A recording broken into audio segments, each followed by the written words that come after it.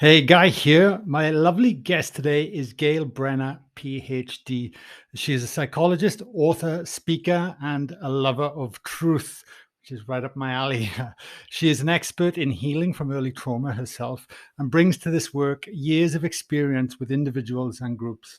She understands the deepest spiritual truths and knows what it takes to create the safe space needed for inner exploration. I heard Gail on Buddha at the Gas Pump many months ago and reached out to her, and she kindly came on the show, and we explored many of these topics today. If you want to go deeper with the work, of course, myself, Matt Omer, Petra Brozovic, we hold retreats and workshops within Australia, and we will be holding some in Europe as well, in Portugal specifically in 2023. We also have a free 7 days to meditation guide as well, if you want it. All the links are below. Check it out. And yeah, if that interests you, let's go over to Gail Brenner.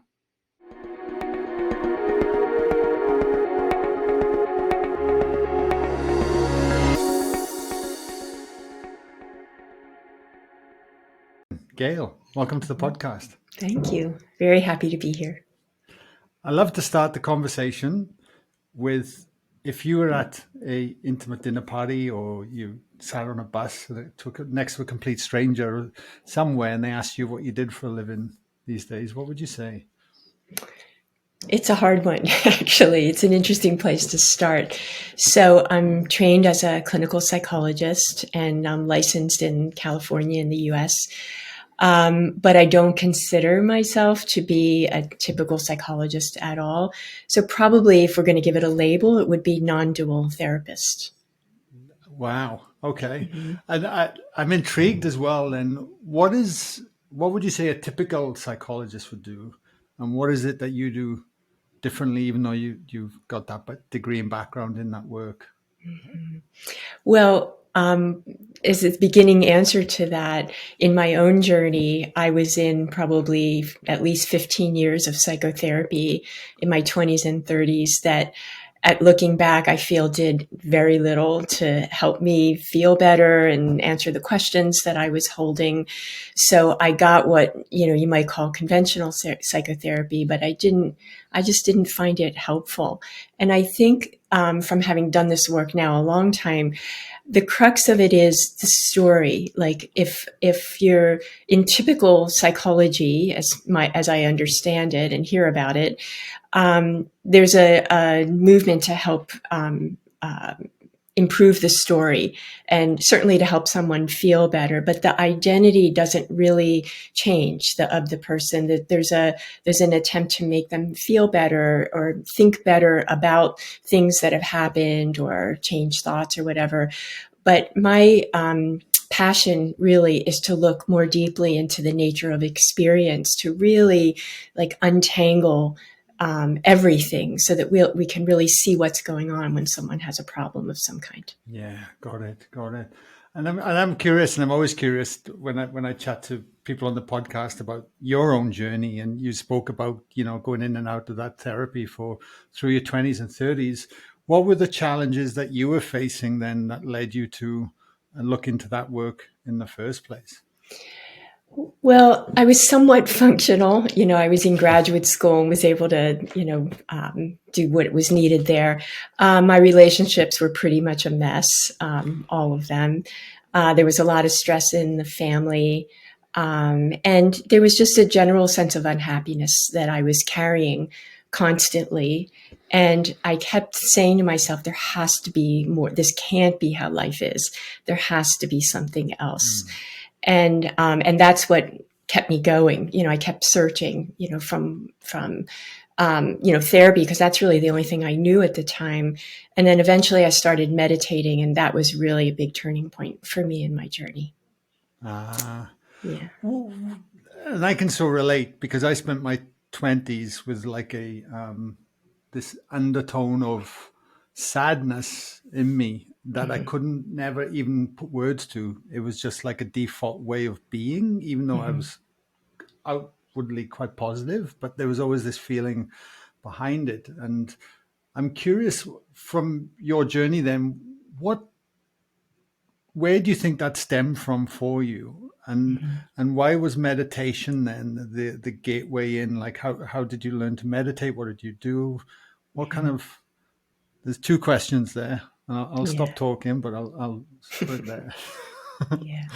Well, what I know now from where I sit is the problems stem back to what has become my specialty, which is helping people untangle trauma patterns that have developed early in their lives, in childhood or sometimes pre-birth, back in the lineage, to really look Mm, at what people carry. And if we don't look at it, we carry it unconsciously. We carry it one way or another. So it's a matter of shining the light on what happened back then. But more important than what happened is how we hold what happened. What are the emotions that we feel about, the ways that relationships were formed when we were young, like all of that. We can get into that in more detail if you like. But that's, and I see that for everybody. It's pretty much the source of people's challenges in life.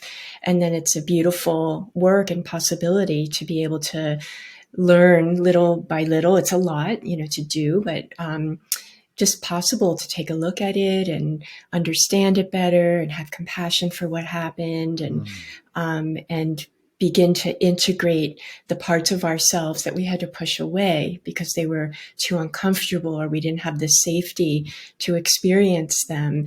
And then we kind of, it's a move toward integration.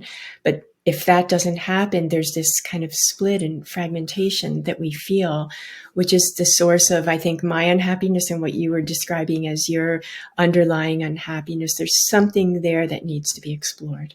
And when did the penny drop for you then to go beyond just the talk therapy like you were speaking about and in and out at that time when you started to go, there's more to this. My body's actually holding this. Like, when did you start to realize? Was there a tipping point for you?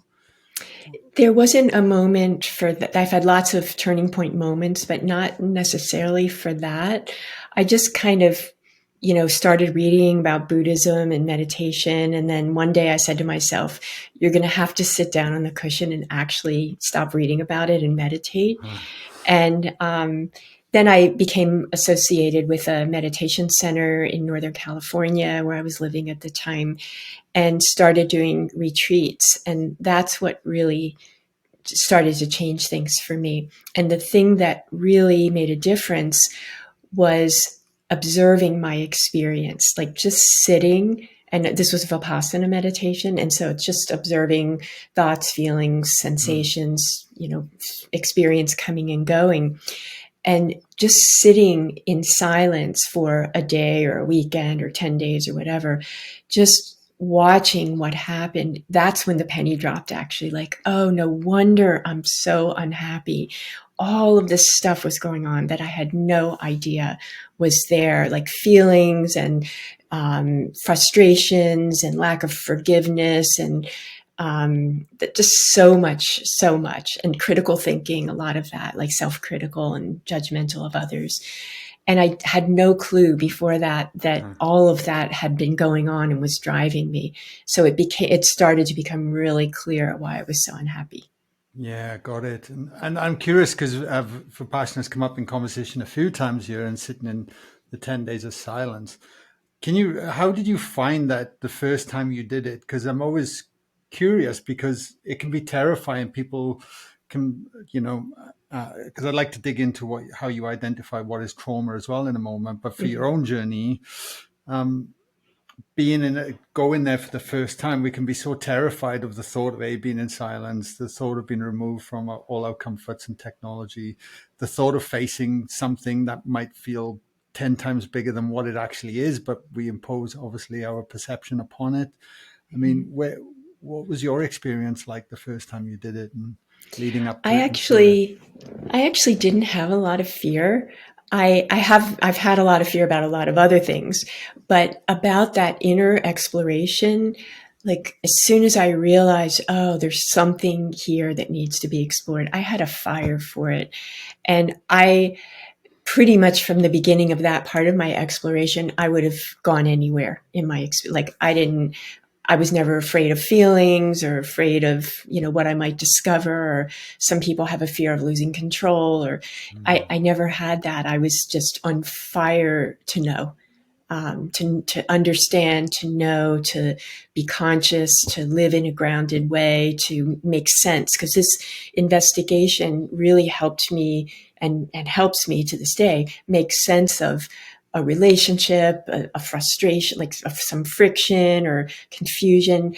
I just keep exploring inside, and just everything gets clear.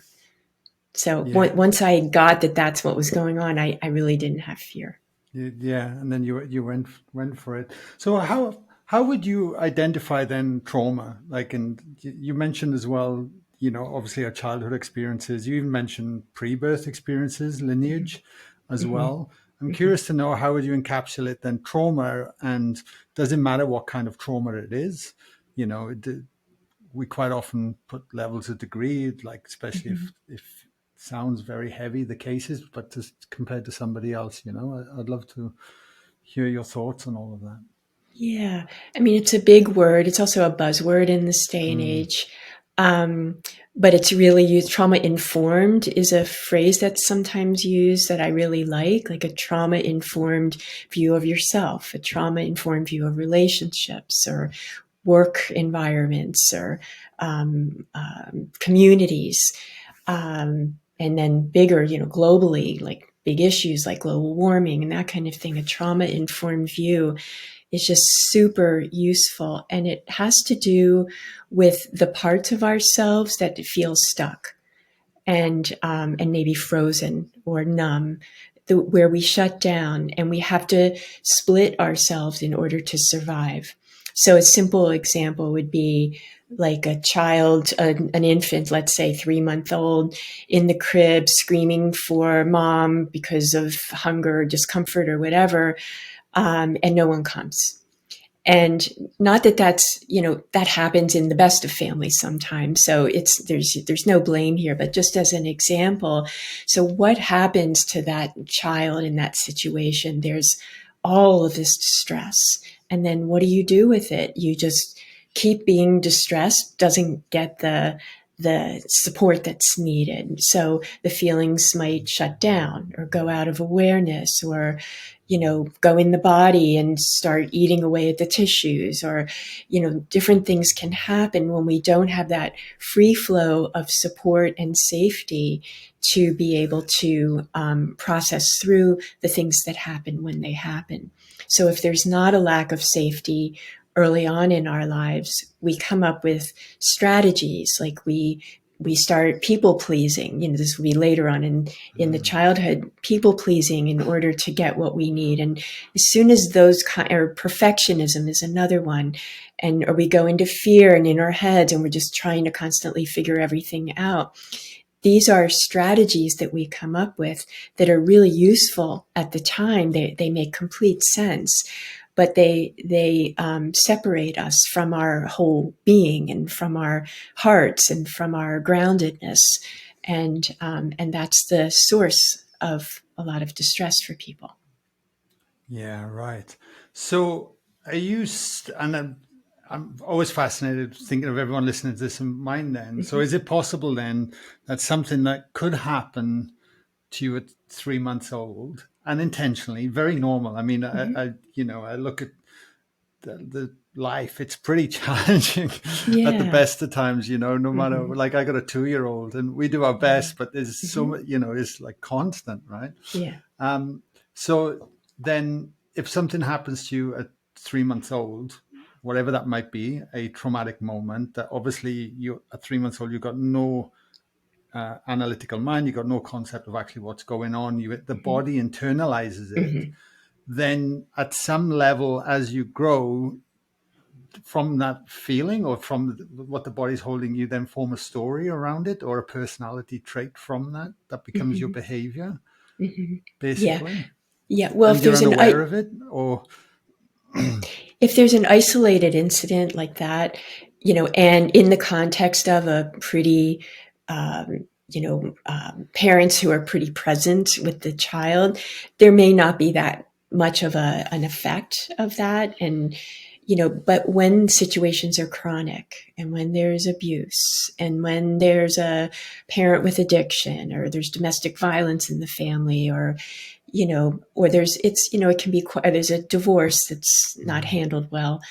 The children are left like, what do I do with this? In general, in our society and culture, we don't have this is my opinion, I guess what I see is we don't have the skills and the tools and the holding to deal with our emotions. And we are emotional beings as humans. And as you were saying, first we feel in our bodies. We don't have the capacity when we're 3 months to say, I'm sad or I'm scared, but we certainly know how to express that in our bodies and feel it in our bodies. And that's the beginning. That's a big part of emotion, is what's happening in the body.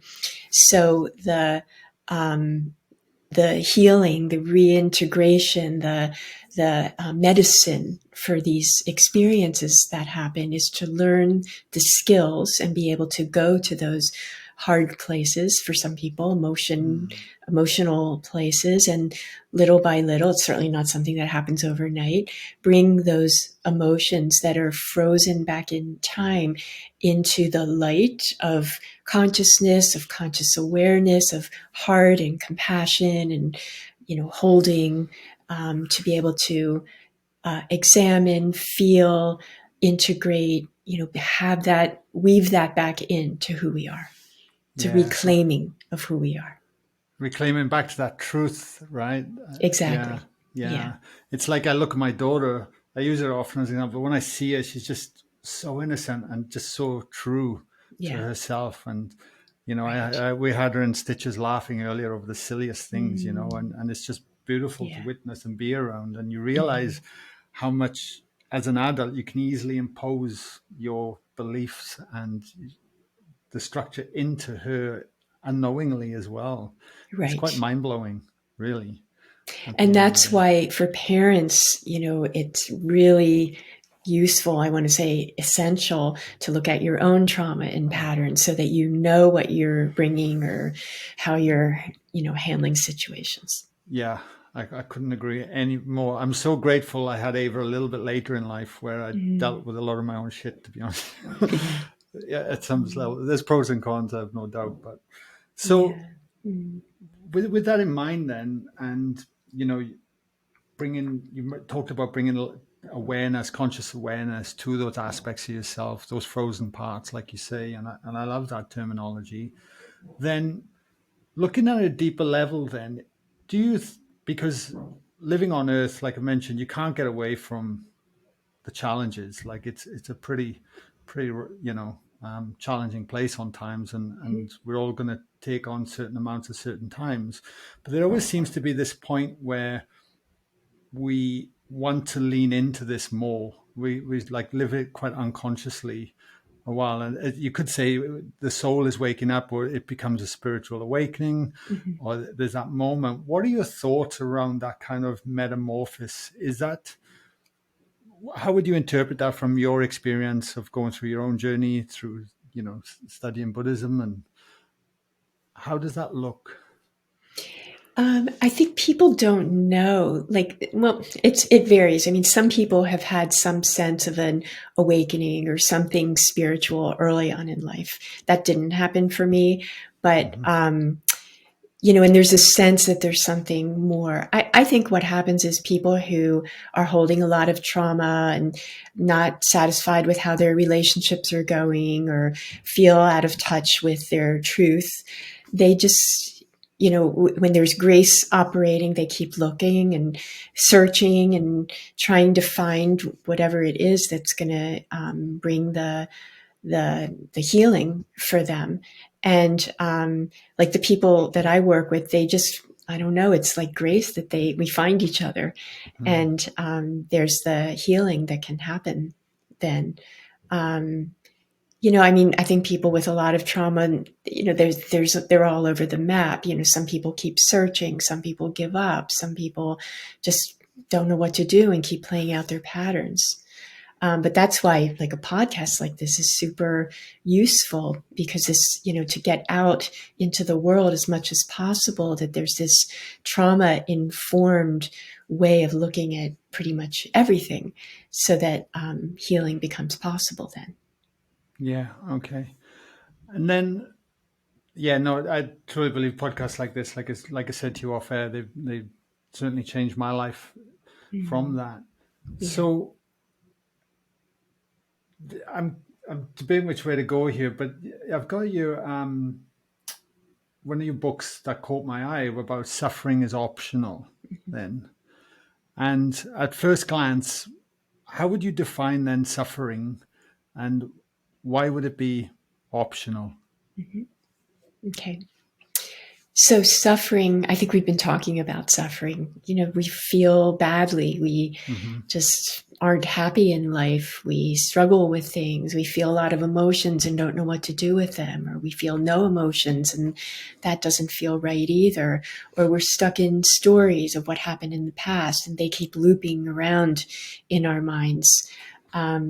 So suffering is, the way I think about it, it's based on the events that have happened in life and how we have reacted to those events that have happened, and the unexamined and unexplored places in us that they're there. They're, like, say, for example, fear, it's in the driver's seat unless we know that it's going to be the thing that's driving the patterns. And that's where bringing conscious awareness to something like fear or whatever is underlying our conditioned patterns can be really useful. Yeah. Okay. And then leaning in. So how does one then, from the way you work, start to work through those frozen parts? Yeah. Are there, yeah. And this is the second part of your question. So suffering is optional. Like, what makes it optional? Yeah. And once we begin to bring attention to the parts of ourselves that have been cut off, their young parts, painful parts of ourselves, we realize that we have options. When we're stuck in a conditioned pattern, it's a very rigid way of being. So it's we're in one lane. So somebody who doesn't trust, might go from relationship to relationship and the same thing keeps happening because they don't trust. There's a fear. So that rigidity is something that defines a conditioned trauma pattern. And when we bring awareness to it and realize, like, oh, there's fear there. And there's a fear because I learned not to trust when I was young.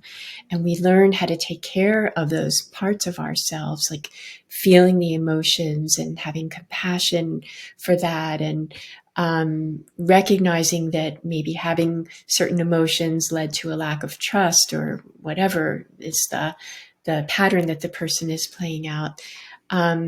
There begins to be a sense, there's space, it's bringing space to all of that. And maybe there are other choices that can be made, or experimenting with different ways of being that aren't right in that defined lane.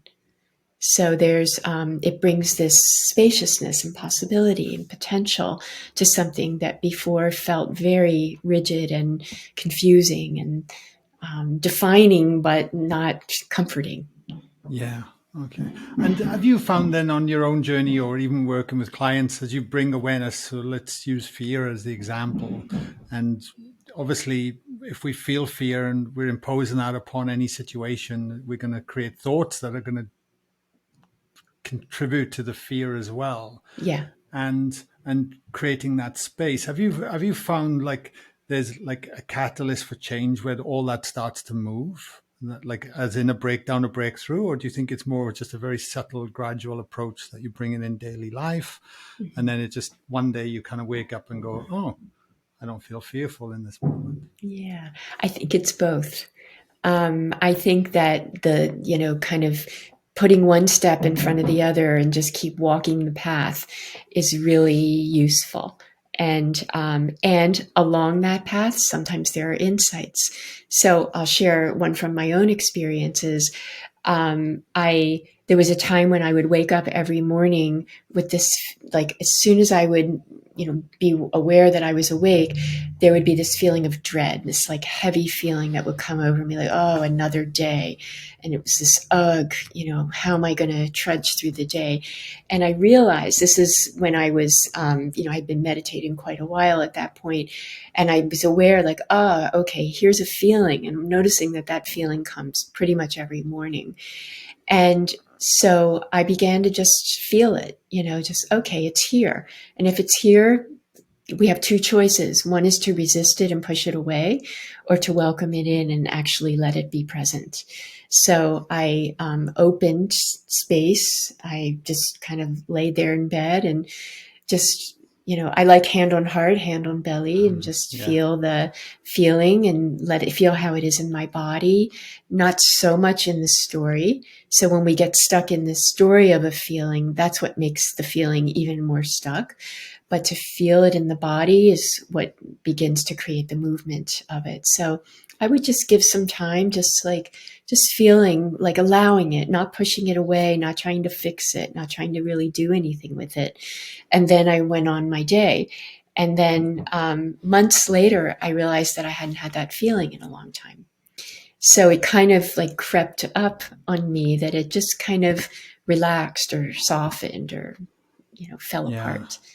Yeah. So that was like a kind of a little like, oh, that was a nice insight, oh, that happened. But I wasn't conscious of every step along the way. Yeah, no, fair enough. Do you think that's the biggest component, or like to bring in a practice in on your daily life and being able to start to work with those feelings, whether somebody's crippled with anxiety or depression or just negative thoughts? Like it could be anything really. Do you think that's the kind of where to start, going into the body like that and allowing yourself to feel it? Because I even think about grief as well, which can be very challenging, of course. Yeah. As well. I think daily practice is essential.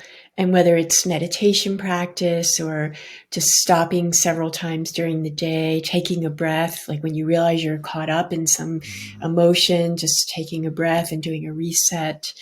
I like at the end of the day, just reflecting back on the day, like, oh, where did I get stuck? What emotions were present? Where can I have compassion for myself or someone else? So to reflect back on your day and see what you can discover or learn from that. I think practices like that are really, really, really useful and essential, really. Because conditioning is very strong. And, in terms of emotions, what I find is it's very hard, if not impossible, to do this work exclusively alone. We need help and we need support. And when we're in the trauma-based pattern, there's shame and there's isolation and alienation. And we have learned not to reach out for help, because when we do, we don't get a very good result with that in certain relationships when we're young. So we're stuck with all these feelings. And then you hear, this conversation, you go, okay, I'm supposed to feel my feelings. How do I do that? It's so painful. And I think that groups and, therapy, but right now I'm a big fan of groups, because a beautiful group space that feels safe, where people can share what they've been holding and feeling ashamed to share their whole lives. And it's met with welcoming and love and care and holding, is so beautiful and healing.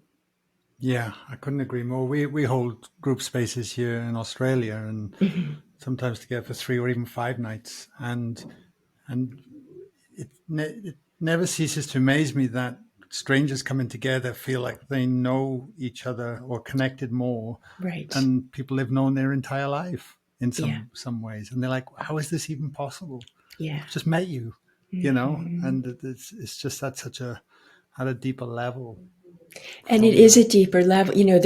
There's a transparency when this space feels really safe, and we let down our guard, and we let our heart show a little bit, and there's room for heart connection and spaciousness. And then we hear someone else's story, or we watch how they are learning how to deal with something. And it's like, oh, I can do that too, or that I have that problem too. And there's something really resonant about that makes us feel like not crazy with our trauma, like, oh, I'm not alone with this, and there's nothing really wrong with me.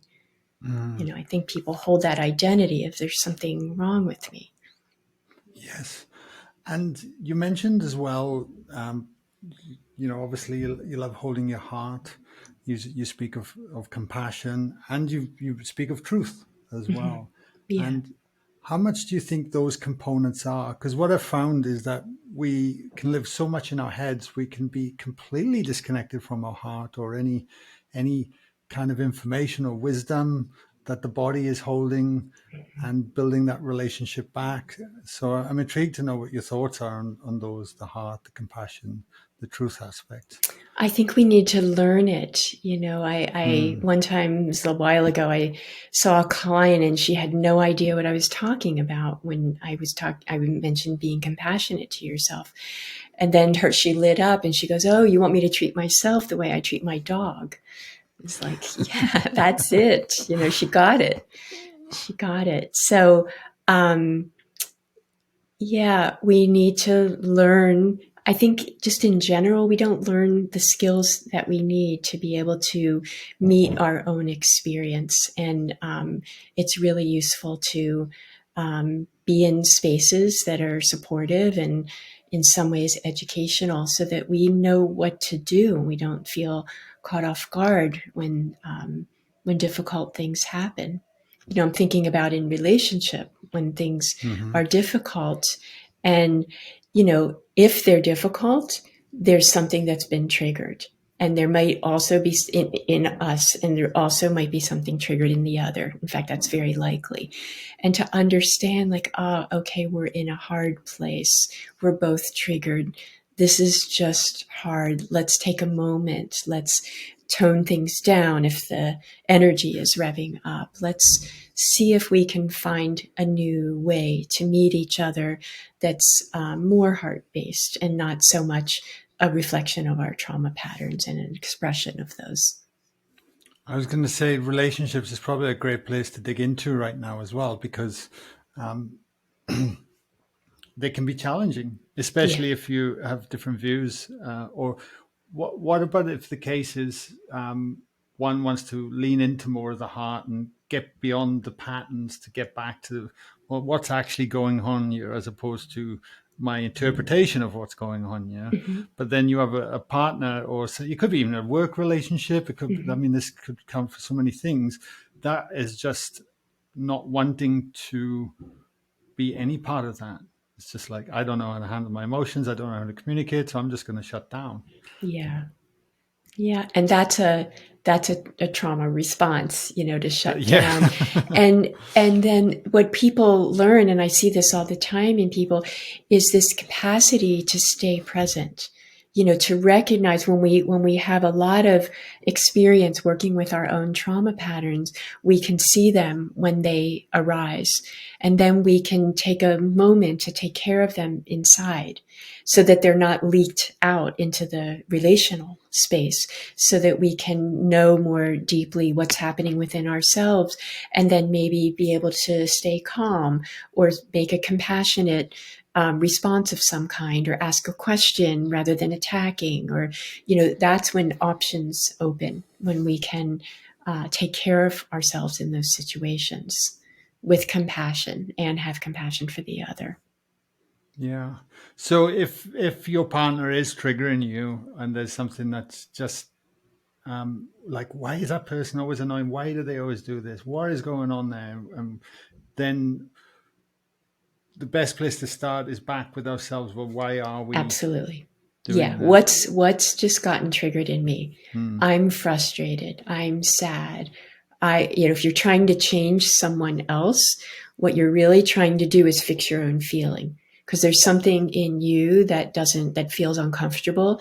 And it's like, if that other person will change and do what I want them to do, then I'll feel better. And it doesn't work. We probably all know that. So the turnaround is to bring our attention in, like, okay, I'm frustrated right now. I got triggered by, feeling judged, and now I feel like I'm 5 years old. And, just really having that understanding about our own experience. And then we can, stay more present or show up in a way that feels more fresh. In our trauma patterns, the core wound seems to be not being seen. I know that's it for me. Whenever I've gotten to the point that it's shorthand now. So whenever I react to someone or something, it's because I don't feel seen by them. And it goes way back into my childhood and before. I have pre-birth trauma. And it goes right back to those early places. And I know that so well now that I can see it very quickly.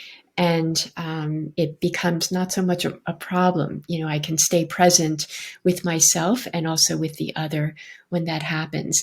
And that doesn't mean I always know the answers. And, I think what you might be getting at a little bit is like, well, what do we do in these situations? One person is becoming more conscious and wanting to have a different kind of conversation, and the other person isn't.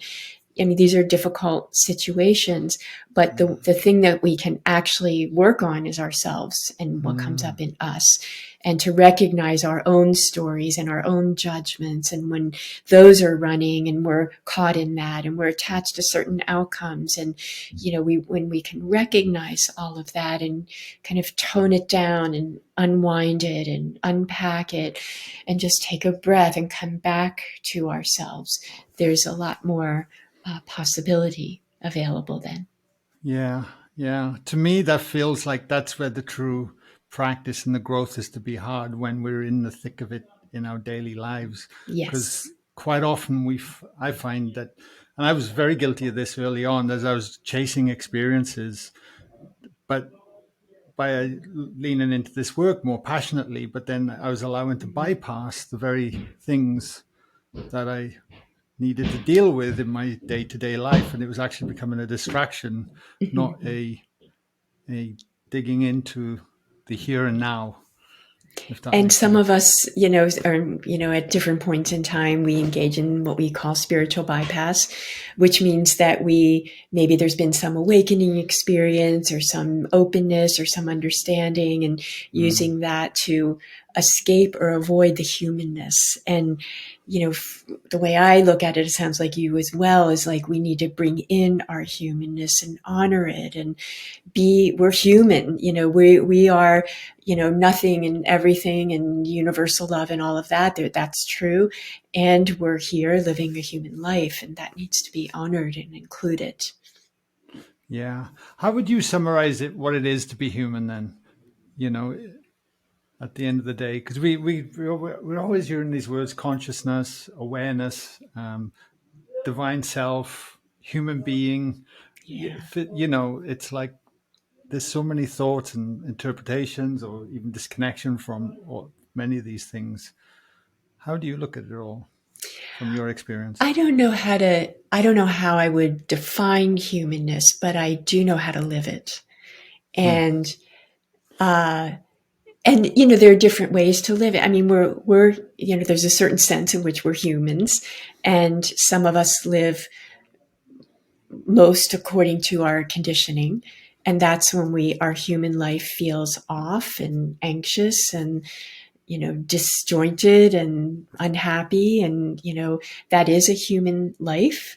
But to live our full humanness and our full aliveness takes this understanding that these trauma stories, or what we've heard from other people, or whatever we think about ourselves, is not the truth of who we are. And that's a profound understanding to really get, because a lot of us have self-critical thoughts, or I'm inadequate and I'm unlovable. And then that's the beginning of very painful expressions in life. And sure, we're human, but we're not living fully in according to our full potential, and in the ease and the well-being and the happiness that's possible. So to recognize that, and this is the crux of it, like this, profound spiritual question: who am I? What am I? What am I truly? Like, who am I? And we are not these stories that we've learned, that someone has told us, that we've concluded about ourselves based on very difficult circumstances that we grew up in. Like, it's common for kids, in the just the child's brain, if there's chaos and, they're not getting their needs met, there must be something wrong with me. If I were okay, then this wouldn't all be happening. And I get that conclusion and understand how it would happen, but it's not a truth. And then we start wearing those, excuse me, those truths as if they're real when they're not real. So to understand that what our thoughts tell us about ourselves is not who we are, then that opens like, okay, well, how do I define myself? How do I know what to do? Where do I go? And then there's this beautiful opportunity of deep listening, of going beyond our minds, going beyond the human form, and to listen deeply into something greater, the energy of life, the vibration of being, it's sometimes called, the openness, the spaciousness beyond the human form and beyond the human mind, and to begin to explore that, where that aliveness is. If we're living according to our patterns, human life is going to feel flat and confusing and chaotic. And when we start to be able to tap into that essential knowing that's beyond the mind, then things start to expand and come alive, and we find that we can be enthusiastic about things and passionate, and there's for me, that's living fully. That's an integration of the spiritual and the human. And so we get to live a human life totally informed by the truth of who we are, the essence of our being. Love it. That's beautiful. Do you think then that if we are not, because one thing I notice very often is that we're frightened. It's like we're frightened of coming out, or like of just being ourselves and being true to who we are. And I'm going to wear this with pride. If I want to wear this, or I'm going to say this, but it's all coming from my truth and my heart, and the intention's good, but it doesn't matter. But we're terrified of going there so often. And is that because then we have these patterns that are actually tainting the lens, that are shaping our terror of going there? Exactly. That is an expression of a trauma pattern. Yeah. To have, because my question would be fear of what? Fear of looking silly, fear of losing control, fear of not being accepted, fear of being abandoned and rejected. That those are very early patterns that develop in us. So to really honor the fear, everything gets included. So it's not like skip over the fear so that you can live this awakened human life. No, it doesn't work that way. So to honor the fear, to recognize it, to feel it, to know how it lives in the body, and to know there's something outside of that. To don't stop there with the fear. And then is that why, and I'm just constantly thinking, because of all the times I've heard these questions and people and things, then is that why surrender becomes such a, I guess, an important word that's always used, and action, to surrender into that moment, to just be in that feeling. Don't rush it, don't push it, don't fight it, and fully surrender into that fear then, if that's arising in that moment. Yes. Well, surrender into the fear. That, and I'm not sure what you mean by that exactly. Like, from my own experience, I'll give you an example. When I sold my company and I wanted to start speaking and coming out with this work more, and after my own experiences, every waking minute that I would be working with my thoughts, working with my feeling, and there would be this knot in my gut and this fear of unworthiness, of should I be doing this? How am I going to pay the bills? Like, there's so many things when I built a company that I'd spent 8 years in. But my only option was to be with it and feel it and let go and actually allow it to be there in those moments. So that's what I mean by surrendering into that fear in that moment. Yeah, definitely letting it be there, welcome it, get curious about it. Like, oh, how is it in the body? And, fear lives in layers in the body. It's almost an endless exploration how fear lives in the body. So like keep going in and feeling the sensations of it.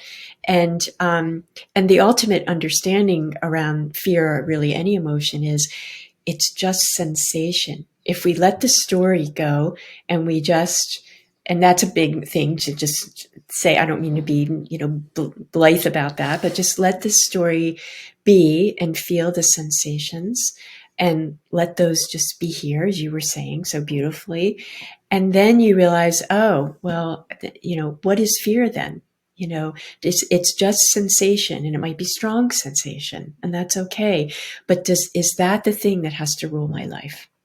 And it gets into a fierce choice sometimes, like, because when you start to know there is something else, there is this aliveness here, there is something coming through. You were describing that I want to share this, and, that's like a natural movement that feels exciting and alive. And then there's fear that squashes it. And when we live according to the fear, we're going to live a life that doesn't feel true because we're keeping ourselves limited and small, and we're believing a story that isn't true. So feeling the fear, honoring it, and tapping into what else is here that's motivating besides the fear. And I also invite people to do experiments and, take baby steps and try out things. And, you don't have to just dive into, having no control over anything, because that freaks people out sometimes. But just like little by little, just like let yourself not have your hands on the driver's wheel so strongly. Yeah. And begin to listen. Yeah. Yeah, that's the deep listening then, isn't it? Yeah. I don't know if I'm saying is there ever an end to this, but do you think we get to a point where we've kind of worked with most of those frozen traumas, those parts of us in time where we are just living in a peaceful place? And obviously life can happen and there can be traumatic events that can still throw us off balance. But is that possible, or do you think it's just never ending? Because you even mentioned pre-birth trauma, past lineage. I mean, if you start leaning into that, it's like, whoa, the list seems endless when you look. It does. And in that sense, we can endlessly explore, but we can also understand enough about our trauma patterns that we don't have to keep diving into that exploration. And only when it's apparent, like if you get triggered, then there's something that needs to be done there. But I do think it's very possible to live with a great sense of well-being, peace, surrendered to life, letting yourself be moved by life. There's a lot of space that's possible when that trauma work kind of comes to fruition. I want to say, just, it doesn't finish. Like my experience is it still comes sometimes and it's fine. And I don't have any resistance to it at all. But, most of life is quite light and quiet. There's a silence. There's a sense of well-being and expansion. Yeah, beautiful. I do think it's possible. Which is really nice to know for people listening to this, especially if they're in the middle of it right now. Yeah. Which leads me to a question, I guess, that I ask quite often on the show, just to get to know a little bit more about you and put context. But has there been a low point in your life that you'll reflect upon that's later become a blessing, but it was very challenging at the time to see that? Yeah, I would say all of it. I'm just in taking in your question, the first thing that pops up for me is a divorce that I went through that was incredibly painful. And what I learned from that is just not that I'm grateful that it happened. I'm not, but I learned so much. I'm grateful for what I learned for sure. Because I used it. I said, okay, there are things I don't know that I need to know. There are things that I need to figure out here about my role and what happened. And I really took that on as a big part of my path. And it was, a good experience for me in the end. So I'm grateful for all the learning around that. Yeah, yeah. I found when I was transitioning that I really had to put the tools into practice consistently, daily. That made me Yeah. kind of walk the talk that I was passionate about, but Yeah. hadn't. It felt like an initiation into the next chapter of me, if that Yeah. makes sense. Mm. Beautiful You way to know? say it. I Yeah. still do. I still use lots of tools. And, just I have a practice of deep breathing and, just coming into the nervous system and feeling the body. And, there's a lot of stuff. I think I'm doing it most of the day, actually, at some level, just that keeping that awareness alive and slowing things down. That's another thing. There's a sense of false urgency we have that's very mind-based, Boy. fear-based. It's Yeah. conditioned.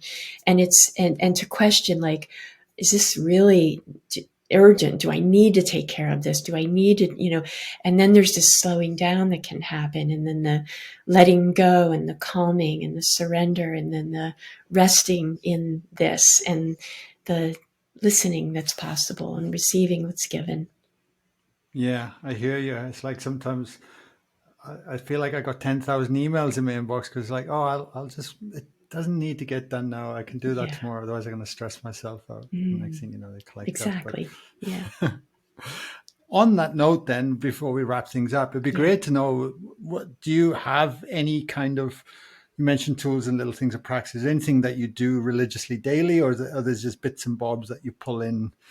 Do you have a morning routine? Or I'm always curious to know when it comes to this work. Yeah, I don't have a routine. I'm kind of, as I am, I like to sit outside with my coffee in the morning and just kind of be, that's like a being time for me.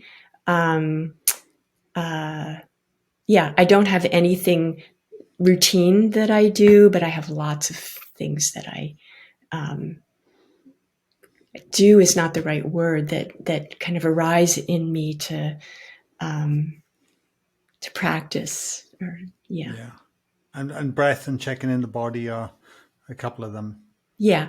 And Yeah. also, and then, when I'm triggered in some way, then, that needs a lot of attention. Then right away, I'm very like, okay, there's that young one who's not feeling seen.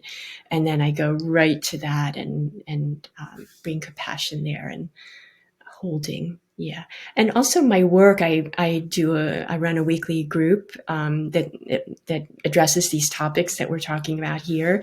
And, I get just as much out of it as everybody else. I am the Mm. facilitator, but the giving and receiving just kind of becomes all one thing. Yeah. Hmm. Yeah. And as just part of your work and your life, it just becomes part of you then, doesn't it? Exactly. As you live Yeah. day to And day. Yeah. joyfully. Yeah. Yeah. Yeah. Hmm. Absolutely. Before we wrap it up, is there anything that you commonly get asked, or I should have asked? I'm always curious about in terms of what we've covered today. Let me see. Nothing's coming. I feel like of course, we could go more deeply into pretty much everything we talked Mm. about. And especially what's coming right now is emotions, just because that's always a hard topic for people. We could do a whole, conversation around that. But no, I feel like we touched on some important areas and kind of brought it together as well. Yeah, Yeah. beautiful. And so the last question in mind then for you is that, with everything we've covered today, is there anything you'd like to leave the listeners to ponder on from everything we've covered? Yeah, a lot, like all of it. Like recognize that when you're triggered and when you're feeling off in some way, there's something to investigate. That's a valid thing that's arising in you. You don't need to fix it or push it away or try to, make it different than it is. But it's an opportunity. A situation like that, it's an opportunity to go in, to breathe with yourself, to get to see what's arisen in yourself, to become grounded again. Our true nature is this relaxed, open, spacious state, so to speak. And it's a matter of coming home. That's a phrase I use sometimes, like come home, come home. And it doesn't matter how many times, like, oh, this again, I'm feeling that again. And I thought I'd done that work already. That's more mind and self-criticism that just makes things more stuck. But it's like seeing everything that arises as an opportunity to just come back over and over to the truth of who you are. Beautiful. And where if people want to find out more about your books, Gail, and your work and your website, where can I send them? Well, my books are on Amazon, so they can go to also my website, gailbrenner.com. And I do a weekly group, and then I have also a course coming up. Sometimes I'll do like 2 or 3 or 4 day courses. And this course is on trauma and awakening. And there's an events page on my website, and there's lots of content and articles and, things people can take a look at. Beautiful. And I'll be sure all the links will be in the show notes as well. So Great. Whether people are watching this on YouTube or Spotify, iTunes, the links will be there for people as well. Wonderful. So, yeah, Gail, thank you so much. I thoroughly enjoyed our conversation. Me too. Thank you for coming on. It's much appreciated and for all that you do. Thank you. Thank you so much. Welcome.